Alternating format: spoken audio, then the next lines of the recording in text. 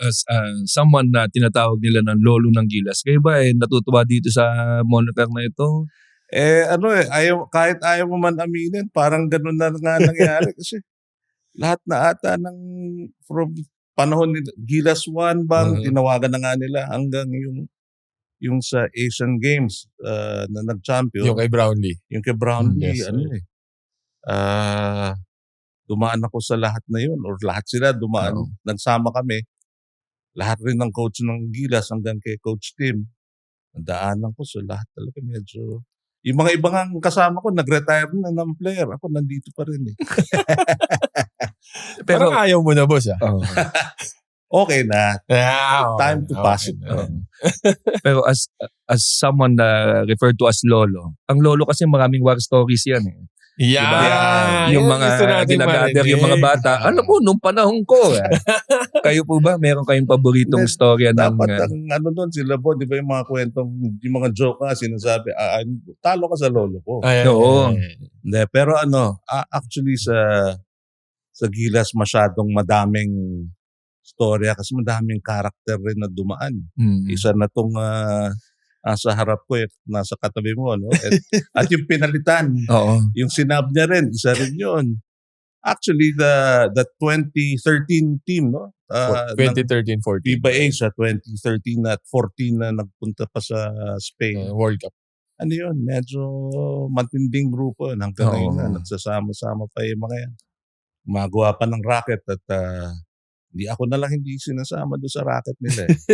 But anyway, seriously, I think madaming storya dyan and the experience of being with them, being with the players. Lalo na nung sinabi na sasama ang PBA. Na, una kasi di ba sila Chris Chu straight from college or naglalaro pa, iba naglalaro pa. Sa college, yung sinabing nandun masasama na yung PBA, ang unang na-intimidate ako eh. Kasi hindi ko alam kung anong mga sumpong nitong mga players. Diba? Of course, the professional players already. So, but in the end pala, as long as you respect each other's space or you respect each other, magsasama-sama at yung mga kalokohan, given na. Part and parcel, hindi naman pwedeng lahat laro lang. Hindi pwedeng lahat puro practice. So, yan, sila Bo, dami niyan mga experience na gumigising ka, alas 3 ng umaga. Bakit kaya? Para, magja-jogging kami. Papunta saan? Sa beach. Sa beach. Bakit sa beach? Manunod kami ng sunrise. Arte ni Coach Hindi, Chote. kasi yung kalsada, patungo ng beach ang jogging ang bagsak sa beach eh. Pero hindi ko nasasabihin kung sino-sino yung kakadating lang ng 3 o'clock. So basta lahat gising. Tapos yung patakbo silang lahat, Ginaw, si Ping, hubad. Lumabas, nasa Lithuania kami. Si Ping lumabas, nakahubad eh. Talagang... Topless lang. Lahat kami balot na balot. Siya lumabas naka-topless. Pinapabalik ko din. Sabi niya, hindi. Ako, pag ikaw magkasakit, sagot mo yan. Paggamot mo. Pero panindigan naman niya eh. Itong situation namin ni Bo na first game. Kumbaga itong episode na to, first game natin together eh. Di ba? Magkakapaan pa tayo all throughout para makita natin kung magandang laro. Ito, same din to ng scenario ng Gilas na biglang magsasama yung buong team. Well, paano ang proseso na parang paano mapapagana yung team na una well sa ano naman yan, it's tulungan ng lahat yan. I mean, if you kung iisipin mo lahat, hindi lang naman dala ng coach yan. Hindi management has a role, pero pag hindi at ang mga player yan eh. Pero pag hindi yan nagtugma-tugma lahat ng pag-iisip at wala mangyayari. So, ang magandang nangyari nga doon, you had the coaching staff, meron silang trabaho. Kami sa management, meron kaming trabaho. Yung mga player, meron silang kailangan. Na nagkabulahan kaming lahat. we actually thought we were a family. Okay. We are, di ba? We Uh-huh. were at that time, we were a family. And I think yun na importante for all teams. Whether you're a national team or a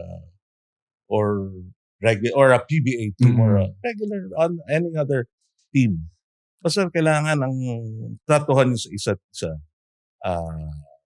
the same. Hindi pwedeng akong sikat, akong big time, akong Oo. isa utusan ka lang. Sa kanila nga, maski yung aming mga utility, ano yun tropa. Hindi ako no pun intended dun sa moniker ng Toketex. Pero ano talaga part, ano yan, kasama Yun lahat. yung environment. Kung ano kakainin ng isa, kakainin ng lahat. Hindi pwede ba, ganun tayo? Walang special.